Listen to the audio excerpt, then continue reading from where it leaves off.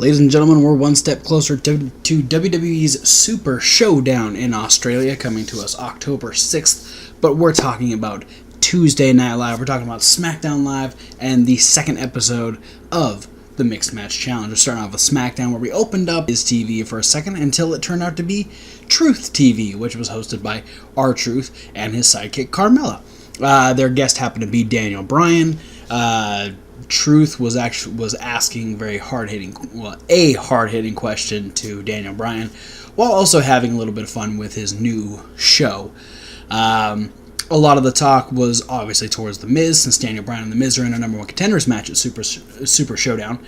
This eventually brought Miz out. Miz complained that R-Truth stole his show, and that Daniel Bryan wasn't going to be the champion, and it boiled down to Truth saying, well, hey, I beat you 2 weeks ago, and if you had a championship, it'd be mine. But instead you had a TV show, so I took that. So then things start happening again. Miz is pissed off. He starts to leave.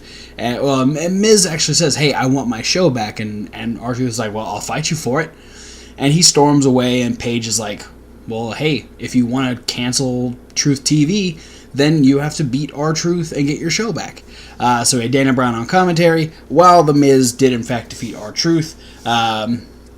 Main focus is that Miz likes to cheat. He ended up poking Truth in the eye while the referee was trying to back Truth up, hit the skull-crushing finale, and actually beat him with Daniel Bryan's running knee. Daniel Bryan saving R-Truth after the match. So definitely focusing on the Miz stealing Daniel Bryan's shtick. That still being the main focus of this feud. Then we saw during a photo shoot, Charlotte was attacked by SmackDown Women's Champion Becky Lynch, who just continuously is making her presence known, really making it apparent that she is running the women's division. Even having the photographer continue to take photos while she was putting her foot on Charlotte, holding up the belt. So Becky's not messing around now that she's at the top of that division. Now, this week we had Sheamus defeat Big E, so kind of evening up the momentum heading into the SmackDown Tag Team title match at Super Showdown. Rusev wanted answers after Aiden English's attack last week. Aiden came out and had a couple video packages showing that Aiden was saying that Aiden was the reason that Rusev became a bigger star, and saying that it's Lana's fault that things started to fall apart. Then things got really interesting when Aiden says, I'm sure you trust your wife. She's very honest. But does she tell you everything? And if she did she tell you about that one time in Milwaukee? And so now this is a big thing. Apparently Aiden has video footage that he's going to play next week about something that happened in Milwaukee. Don't know what it is. SmackDown's actually going to be here in Portland, Oregon next week, so that'll be interesting. I might get to go. I don't know. We'll find out. So now Rusev is questioning Lana. Not necessarily questioning Lana, he's just very confused. He's trying to figure out what's going on. Lana is trying to really make him understand that she's telling the truth. Becky walks in and is like, hey, Lana, guess what? I'm running the division now, and if you're going to be a problem, I'm going to have to take care of it. So we ended up having Becky defeat Lana in the midst of this whole situation. It was a bad night for Lana. We then had Naomi and Asuka defeat Mandy and Sonya in tag team action with the Iconics at commentary. Shinsuke was facing Ty Dillinger. Ty Dillinger actually defeating Shinsuke Nakamura by disqualification because he was attacked by Randy Orton. Randy Orton proceeded to beat him around ringside, dropped him on the outside of the ring, and with the draping DDT, walked away. Shinsuke hit a Kinshasa. A bad night for Ty Dillinger, but according to Randy Orton, he's not the next victim. It's just that the Perfect 10 stuff, apparently that pisses off Randy Orton. I hope Ty Dillinger is the next person to face Randy Orton. I'll talk about more of that in a second. And then we finished off the night with what was supposed to be a contract signing between AJ Styles and Samoa Joe, but instead Joe was at AJ's house. I hate this storyline. I'm done. And then in the Mixed Match Challenge, we had a team. Okay, they're going by country dominance, but I like it. I like it better. I like the name Mickey Bobby. So Mickey Bobby defeated Mahalisha. Now Mahalisha will face B&B, Bailey and Balor in their first match on the Mixed Match Challenge next week. And then on the SmackDown side, we had Team Asuka defeat the Fabulous Truth. And next week for SmackDown, we'll have Ravishing Rusev Day versus the Usos, or Usklo, or Jimmy Uso and Naomi. So it's the married couples are facing each other next week. And that's what happened this week on Tuesday Night Live. I'm going to be real. I'm going to give my like. Ooh, you know what? I'm gonna do 2 likes here. Yeah, I'm gonna do 2 likes here. R-Truth. Oh my god. It just so funny.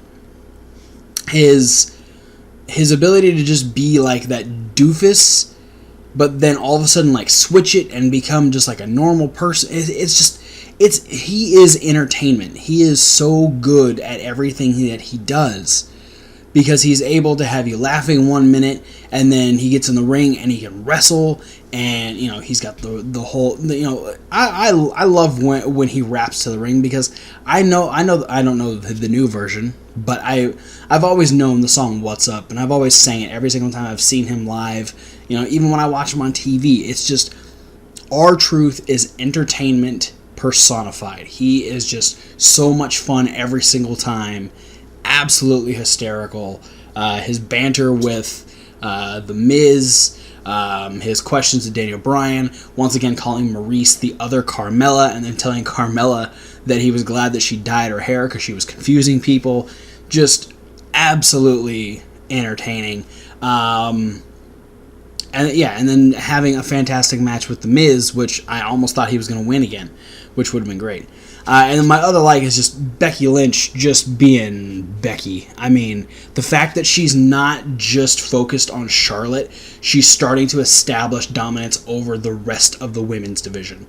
So, going after Lana this week, especially when Lana's at a situation where she's kind of like, she's already dealing with so much, just really adding on to Lana's problem is such a good heel move. But people still really like Lana, so you're not going to get people booing Lana.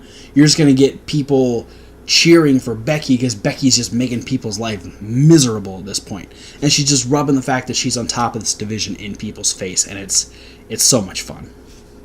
I'm going to give my love. This is a potential love. I actually had this conversation with a coworker just a couple days ago of who Randy Orton's next victim was going to be, and he said that could it be Ty Dillinger? And I thought I would want it to be Ty Dillinger, because that would give Ty Dillinger a storyline, that would give him something going on. But I felt like Ty was just too low tier to really get under Randy Orton's skin. But with the fact that the Perfect 10 thing apparently pissing off Randy Orton, now it makes me wonder, could this be a thing? Like, there's not really another babyface that isn't currently wrapped up in a storyline that Randy Orton could go after. I think maybe down the road, if he continues with this thing, that Rusev is probably on that list. But I would hope that while Rusev is running this angle with Aiden English, I hope that Randy Orton actually does run this thing with Ty Dillinger, because I think they have similar body types, not necessarily similar wrestling styles, but they're both great wrestlers. I think you could run an amazing program with Ty Dillinger and Randy Orton, allowing the tenure of Randy Orton, the experience of Randy Orton to really put over Ty Dillinger, and fucking put Ty Dillinger on TV. Holy crap. People have been wanting this since NXT. His big thing was he left NXT just being Ty Dillinger, and now that he's on the main roster, he hasn't done a whole lot. So automatically putting him in that spot with Shinsuke was a big moment. A lot of people, I myself thought that, Shinsuke, okay, he's just going to quickly beat Ty Dillinger. That's how this is going to go, because they're not really doing anything with Shinsuke. Shinsuke, once again, is being used as a launching pad for another storyline. Strangely enough, involving Randy Orton. On the other side of things, now you've switched Ty Dillinger from facing the United States champion to facing a 12-time WWE champion. So, I would love, and I currently love the fact that they have potentially started this train. This is going to be great, not only for Ty Dillinger, but for Randy Orton to really go against someone who is popular and is new. Because Jeff Hardy, you're not going to get people booing Jeff Hardy because he's been around forever. People genuinely love Ty Dillinger, and to see him potentially get a spot in this storyline against Randy Orton, I'm all for it. I love it. Please let this be the direction they're going. Don't let this just be a swerve or just like a placeholder until they find somebody for Randy to go against. Just run with it. This is going to be awesome. My dislike, Mixed Match Challenge is still a little wonky. Last week we had kind of a clunky match and then a good match that should have ended different.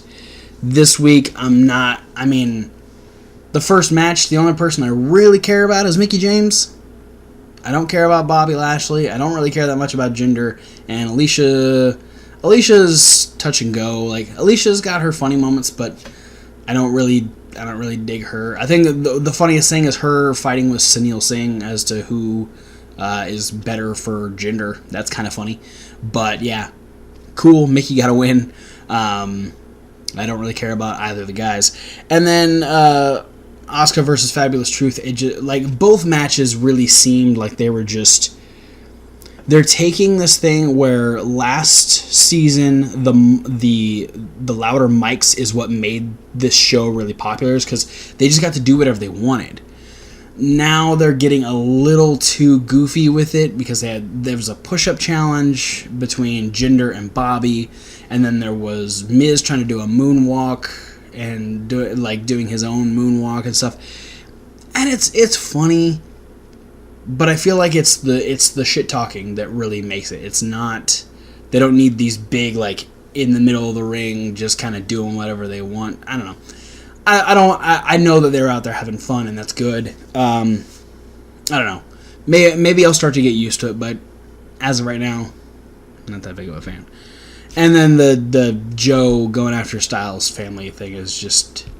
I've been done with that since the beginning. So, that's all I'm going to say about that. But for now, guys, that has been Tuesday Night Live. Thank you so much for watching. Be sure to like, comment, subscribe. Click those links down below. Let us know down below in the comments. What did you think about Smackdown? What did you think about the Mixed Match Challenge? What do you think happened in Milwaukee? Post down in the comments. We also want to check out every single link down there. Follow us on Facebook. Discuss some of the things that we post there. We post all of our videos and the podcast versions, which you can find the podcast at the SoundCloud link as well, where you get this review and all of our regular reviews in podcast form.